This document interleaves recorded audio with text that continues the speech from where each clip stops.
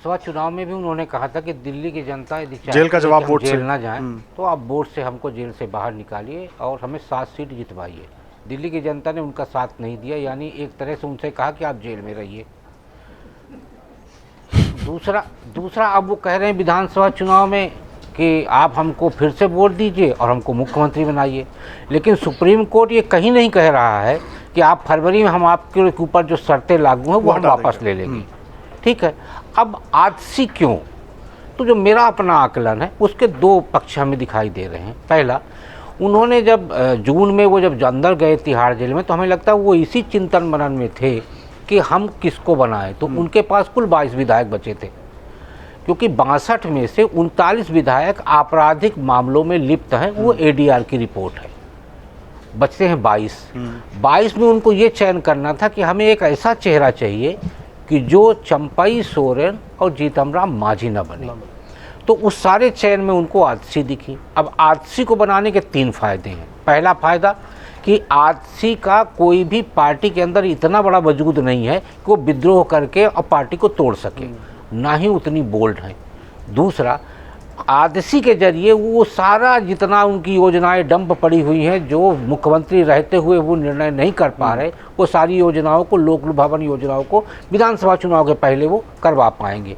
तीसरा जो सबसे इम्पोर्टेंट है वो ये है कि महिला मुख्यमंत्री के बाद रिप्लेस होकर महिला को ही मुख्यमंत्री बनाया जा सके। जो बार बार चर्चा होती है कि सुनीता केजरीवाल जी को की चर्चा थी, उनको नहीं बनाया गया, तो मेरा मत ये है कि सुनीता केजरीवाल जी फरवरी 2025 के बाद मुख्यमंत्री बन सकती हैं।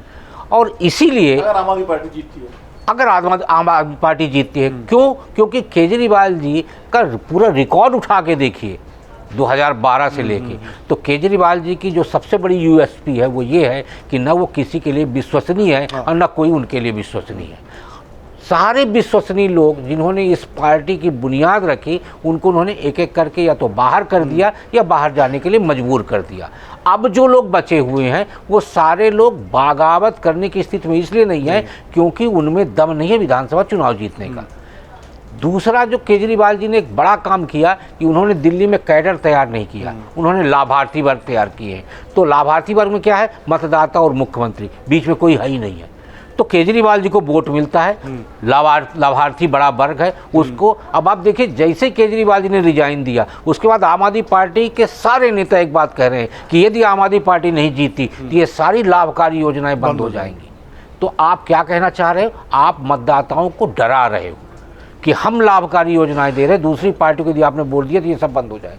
ये सारा का सारा उन्होंने एक पूरा का पूरा मैप तैयार किया है फरवरी 2025 के लिए, और उसी मैप के हिसाब से पहले चरण में आतिशी जी आई हैं, दूसरे चरण में निर्णय आएंगे और तीसरे चरण में यदि ये जीते, आम आदमी पार्टी जीती, तो तीसरे चरण में मुख्यमंत्री के रूप में सुनीता केजरीवाल जी दिख सकते हैं। अगर आप ये वीडियो YouTube पर देख रहे हैं तो हमारे चैनल को सब्सक्राइब करें और बेल आइकन को दबाना ना भूलें। अगर आप Facebook पर ये वीडियो देख रहे हैं तो हमारे पेज को लाइक करें।